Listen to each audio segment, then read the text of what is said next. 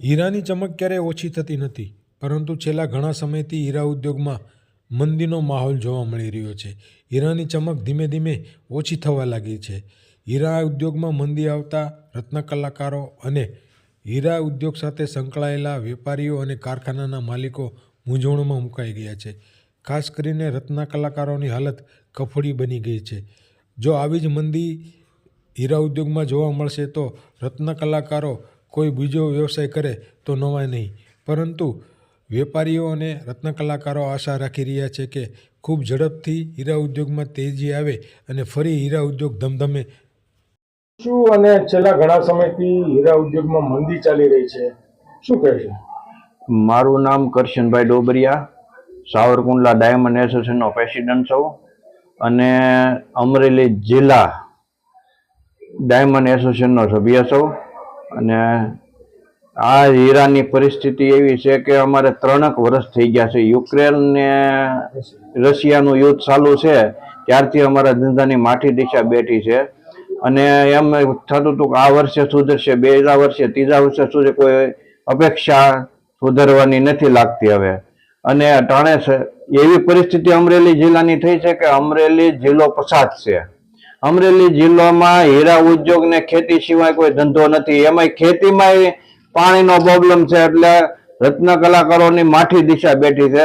અને હવે આમાં કાંઈક સરકાર આના વિશે વિચારે તો સારું, નકર આ રત્ન કલાકારો અમે નાના મોટા અમરેલી જિલ્લામાં 45 થી 50 હજાર રત્ન કલાકારો છે નાના મોટા કારખાનામાં થઈને, અને 2500 થી 3000 કારખાના હતા ડાયમંડના.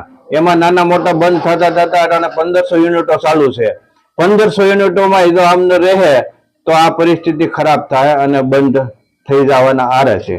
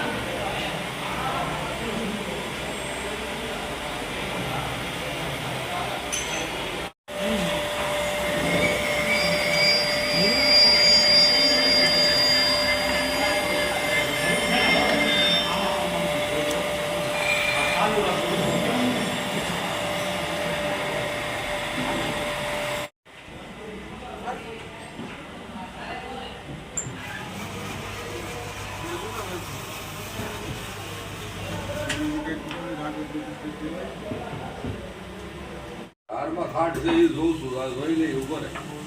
હારમાં ખાટું નહીં રહેવા દેતો, હાર્ટિકમાં તો ચોખ્ખું રાખો. લે જોઈ લે દોરી.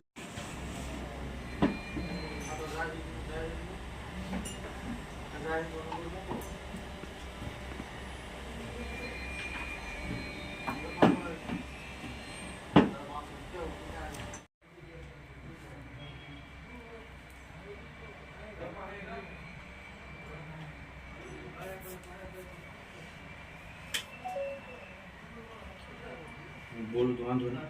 અરે આમાં કાંઈ